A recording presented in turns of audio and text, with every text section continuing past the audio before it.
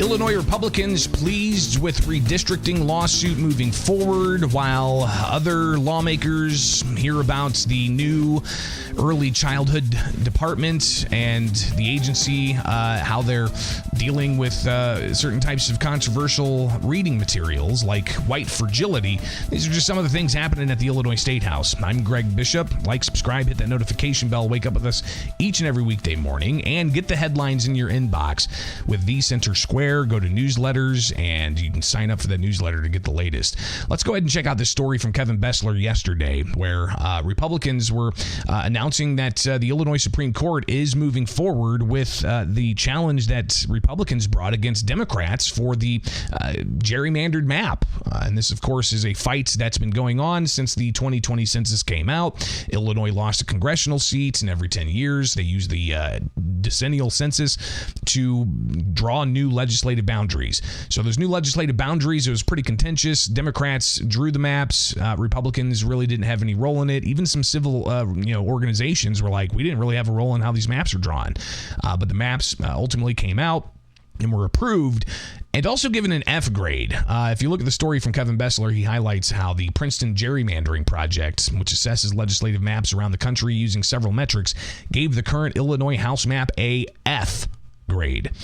So let's hear what some of the Republicans had to say yesterday during a news conference. That the Illinois Supreme Court has set a briefing schedule to hear from us and hear from the defendants in this case about why this issue is timely.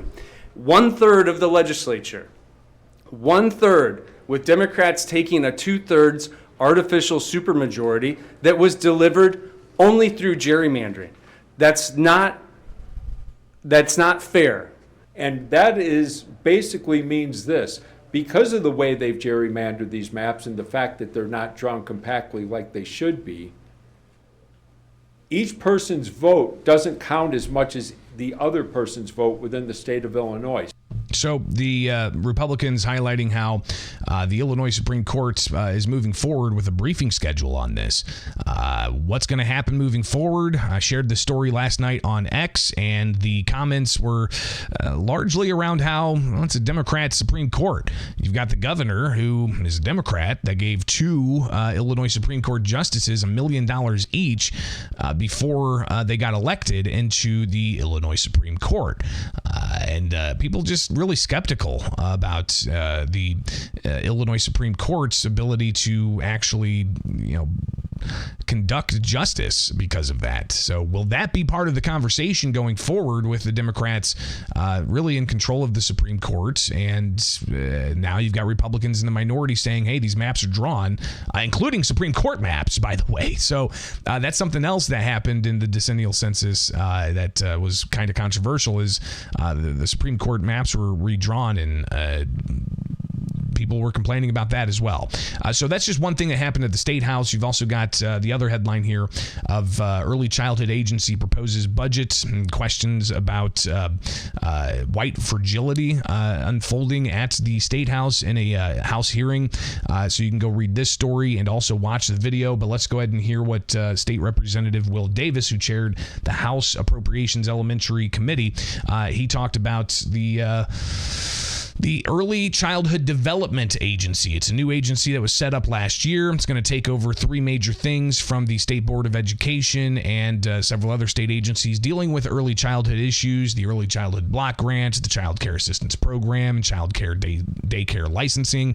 So these are just some of the things that the Department of Early Childhood is going to take over, but it's going to cost, $4 billion over a couple of years.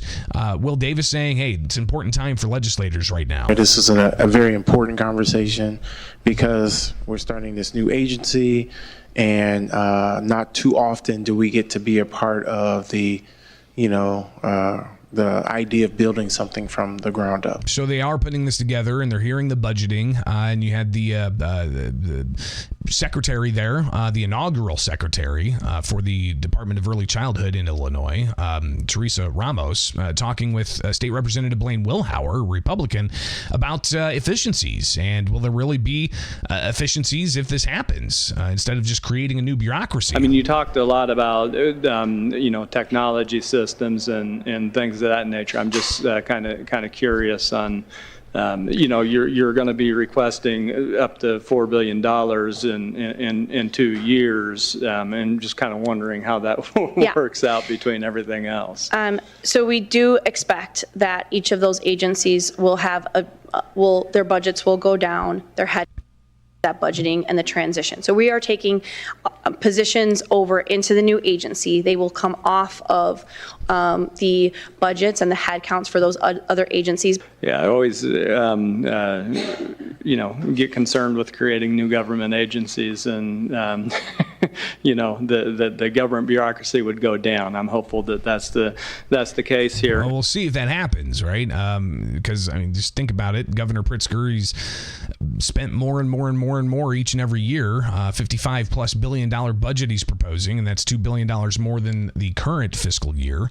But funding and spending wasn't the only thing that was discussed yesterday with the Department of Early Childhood.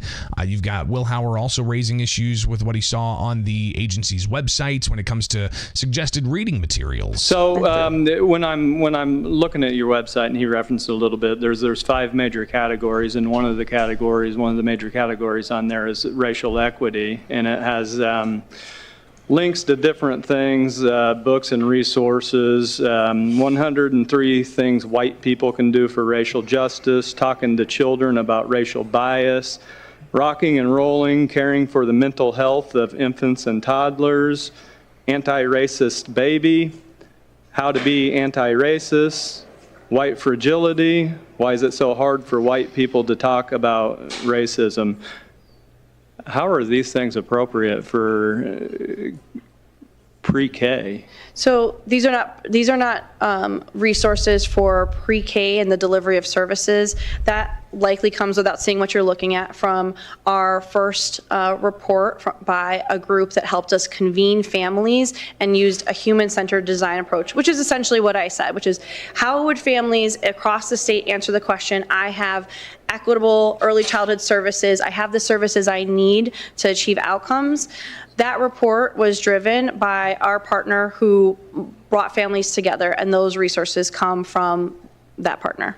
Okay, so we're not employing these books and resources as part of our programs in our preschools. How can we be sure of that?